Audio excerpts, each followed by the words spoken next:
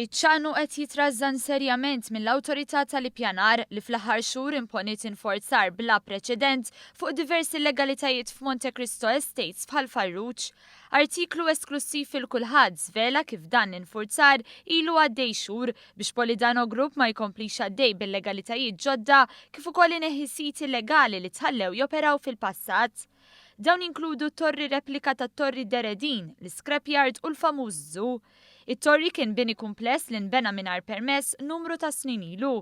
Kien hemm diversi modi kif dan seta' jitneħħa, iżda f'Malta m'hawnx apparat adekwat biex iwaqqad dak il-kobor. Għalhekk biex tevita l-periklu l-awtorità tal-ippjanar bdiet twaqqad dan it-torri ftit ftit u sal-lum aktar minn nofsu tneħħa. Ftit bogħod fi scrapyard illegali instabu kull tip ta' inġenji ta' Polidano Group bħal gafef u krejnijiet li jakkumulaw tul is-snin.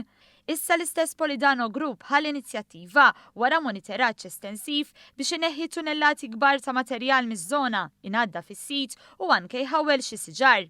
Iż-żu kontroversjali li fl-aħħar sentejn ra żewġ attakki fuq tfal mill-annimali eżotiċi kien qed iħaddan strutturi li ma kinux ta' standard għoli. Diversi entrati għal dan is-sit illum huma siġillati u jinsabu taħt sorveljanza mill-uffiċini tal-awtorità tal-ippjanar biex ħadd ma jidħol fiż-żona. Dan fil-waqt li stalel fejn jinħalbu xi annimali jinbnew snin ilu mingħajr permess, iżda wara avviż ta' infurzar tneħħew miċ-ċaqnu stess. Dan fil-waqt li biċċa art fejn sar xogħol ta' kostruzzjoni marret lura l-istat oriġinali tagħha għal skopijiet agrikoli. Dan l-infurzar li sar fuq Monte Cristo huwa l-ewwel wieħed li sar fuq żviluppatur li sa ftit ta' snin ilu kien magħruf li jibqa' dej bil-gaffa minn fuq kulħadd. Dan kollu qed isir b'riżultati konkreti wirja li l-infurzar xieraq jista' jolqot anke lil min hu maħsub li huwa b'saħħtu.